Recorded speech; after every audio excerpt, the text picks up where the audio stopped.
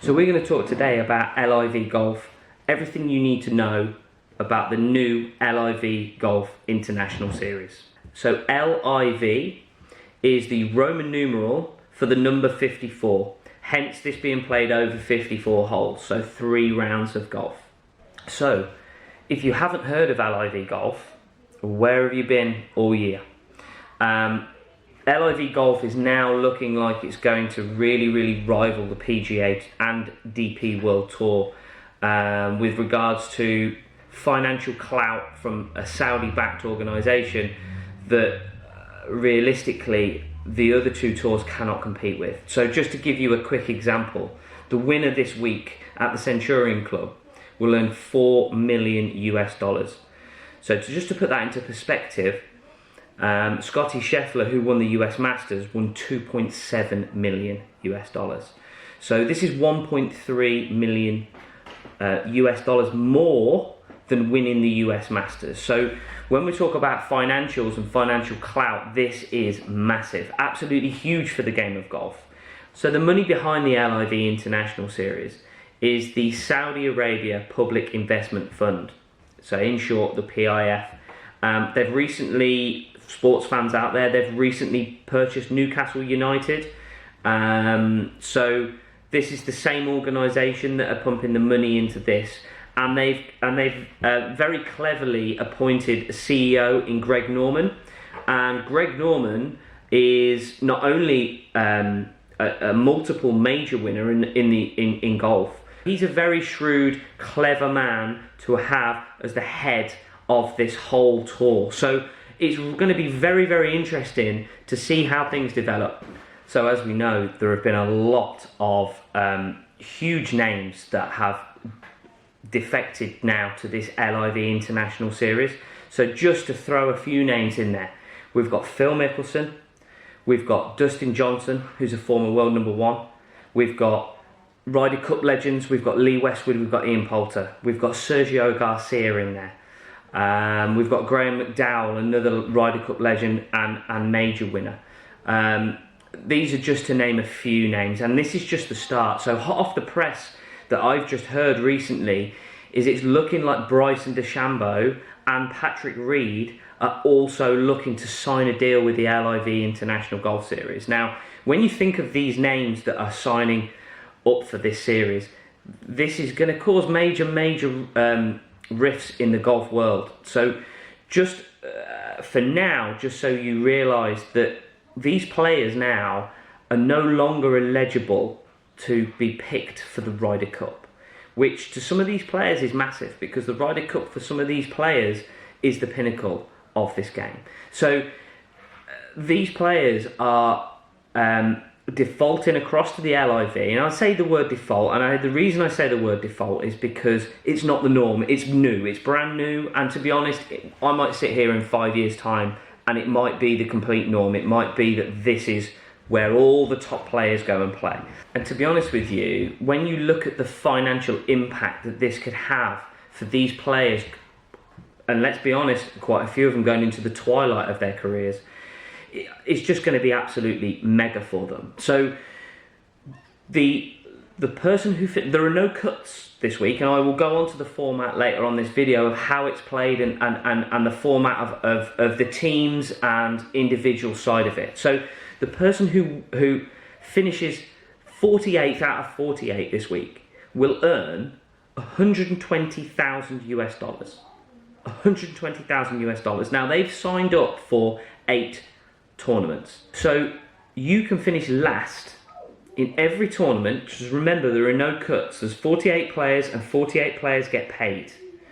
So there are no cuts. You can finish last in every single tournament this series and earn $960,000 US for finishing last in 8 events.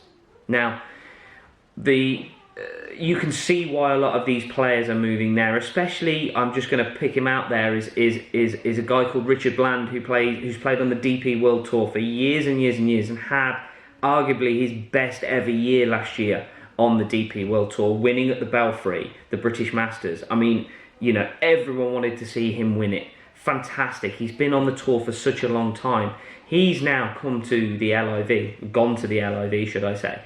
And the reason that he's done that is because he's 50 years old, and this is a payday for him. He might not get an opportunity like this drop in his lap ever again, but because of the season he had last year, it's given him the opportunity to get involved in this tour, and now he's getting a massive payday from earnings that he would never ever have even thought about earning 3 years ago. So this is going to have a huge financial impact for your players who are arguably in the twilights of their career. Now, don't get me wrong, these are players that I've loved to watch for years and years and years, and I've got high admiration for. But Lee Westwood, Ian Poulter, Sergio Garcia, just to name 3 of them, Ryder Cup legends. Obviously, you know, Sergio winning the Masters a few years ago was fantastic, but they're getting a major payday at the back end of their career. Now, in a fun new format that has never been seen before. So why would you not want to give this a go? Along with these players that are in the twilights of their career, there are a number of amateurs that have actually been invited to this LIV series. Now, as we know before, amateurs were not paid for their finishes in major tournaments, or if they played on the DP World Tour or the PGA Tour. However, in the LIV, they will be paid. So this now is opening new doors for probably some of golfers that would never ever have even had this opportunity in the past. And I would imagine there are going to be some really difficult and interesting qualifying processes in the next few years to come with regards to amateurs and professionals all vying to get a place on this LIV International Series. So this, to me, obviously I'm a golf professional, but in the UK we have a sport called darts, and it's big in Europe, and I'm sure it might be big in the US as well. But there was a big split many years ago between the BDO and the PDC, which are 2 separate organisations within the darts world. But what they've done is the PDC has been marketed so much better, and the money that's involved in the PDC now is so much better. And the best players in the world play in the PDC, whereas they all played in the BDO before, i.e. like your PGA Tour over here. Yeah, this is now the LIV. Is this the new PDC? Only time will tell. But this is what it looks like it's going to be to me, because the cream is in this PDC. The best players in the world are in this PDC. And there are some very good players in the BDO, but the money is just nowhere near in comparison. And are we going to see this? It's happening in a lot of sports all over the world. So, you know, this is really interesting to see how this is all going to develop in the years to come. So, just to go back to the money side of things now, the prize purse for this week is $25 million US. Okay, that's just purely for the players. 48 players, no cut, $25 million US. It's a mega amount of money, that honestly people can't turn down, you know. So I can understand why this has come about. The only aspect we've got at the minute is we're unsure as to whether these players, so Dustin Johnson this week has actually quit the PGA Tour, completely quit the PGA Tour, which I feel is a really bold move. But you know, obviously this is going to be very interesting to see how it develops. But there are no world ranking points from these tournaments as of yet. Now, I'm sure this will change, because some of these players who we're looking at now, and it's been earmarked, and there's rumours now that I've heard today, hot off the press, about Bryson DeChambeau and Patrick Reed. You know, these are some of the best players in the world. You cannot put these players down, and it says to me we're going to start seeing player power. If if the majors happen without the best players in the world, are people going to be interested in watching it? That's the question that we need to be asking. And, you know, are the PGA Tour, are the DP World Tour going to allow this to happen? At this point, we don't know. There has been no statement made, so we are unsure as to what's going to happen. But, you know, majors without some of the top players in the world is going to be a very, very interesting debate that I'm sure we will talk about in time. So we're going to talk about the format this week now, and how the format is going to be played out throughout this series. Okay, so we've got 48 players. They all play individual stroke play for 3 rounds of golf. So there are only 54 holes. They're competing over 54 holes. They've narrowed down the amount of holes that they're now going to play, which I would imagine will probably make for a little bit more aggressive play. So it'll probably be more interesting to watch in some respects, because it's not going to be this sort of longer format. You know, you've got 18 holes less, so you've got to be a little bit more aggressive, and your moving day now is Friday, not Saturday. So you've got 1 round, you've got to play well in the first round to stay in contention, then you've got to strike on the Friday before putting yourself in position for that Saturday to get that win. And remember, that win is worth $4 million US, right? So this is going to be ultra competitive. But what they've done with this, which I find really, really interesting, is not only have they got the stroke play individual side of things, which is exactly what we see week in, week out on the PGA and DP World Tour, okay? But not only have they got the stroke play, they've created teams. So we have teams now. We have 12 teams, okay? We've got 48 players, which has been broken down into 12 teams of 4.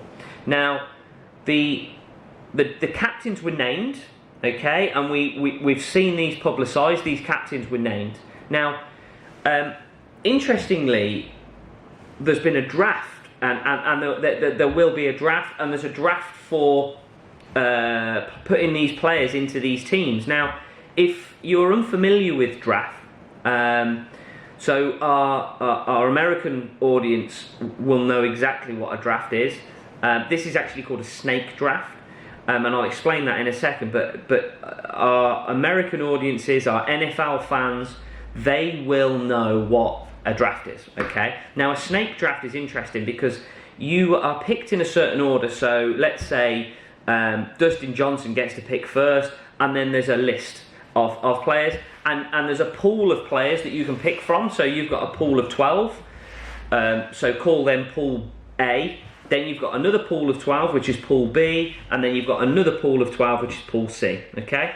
So Dustin Johnson picks first, they go through the list, and then the person to pick first the next time is the person who was bottom of that list. That's how a snake draft works. So then they will pick their player from Pool C first, and Dustin Johnson will pick his player from Pool C last. So in effect, he will be left with the last person left. So that is in order to make this as fair as possible, so that it's not heavily weighted in favour of the better players all the time. So the individual stroke play speaks for itself. Yeah, so the person who has the lowest score over 3 rounds will win the $4 million US. Simple as that, okay? However, the team aspect is really interesting, because what they're doing is the 2 lowest scores from one team, so you've got 4 players in a team, the 2 lowest scores will count towards their team score for day 1 and for day 2. And then on day 3, the 3 lowest scores will count towards the team score. So we will have, in effect, 2 leaderboards. We will have an individual stroke play leaderboard, and we will have a team leaderboard. Okay, so this is where this is going to be a really, really interesting and a lot different to what we see week in, week out on the other tours. So this is, they've had to do something different to make it different, to make it more interesting and pull in more people to view it. So this is, I think this is really, really good marketing. they've created these great names for these different teams. The draft, there was a big thing about the draft, which, like, you know, our US and audience and our NFL fans will know. The draft is almost as good TV as the actual sport itself, because you want to see who's in whose team, yeah? So it was Tuesday night picks for the drafts, and I'm sure if you Google it now, you can see those lineups for those teams, so give that a go. You can see all the different team names, all different 12 team names, and you can see who's been picked in each team. So in effect, you can pick a team to follow or support for the season, let's say. So I think this is really, really interesting. So the draft side of it, I feel, is a really, really good addition. I think it's going to be very different, a lot more aggressive golf. You're going to see pins in probably more, I'd say, some difficult places, and you're going to see some pins in easy places. You're going to see some holes that are going to be risk and reward holes more so, yeah, and things that we like to see as spectators, yeah, so not just your standard long golf courses.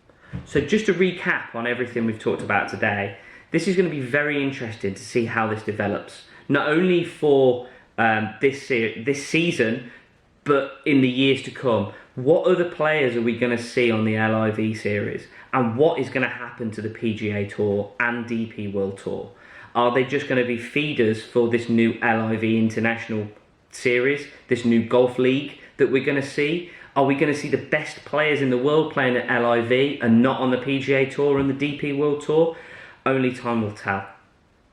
Thanks for watching, everyone. Please don't forget to subscribe and enjoy the tournament.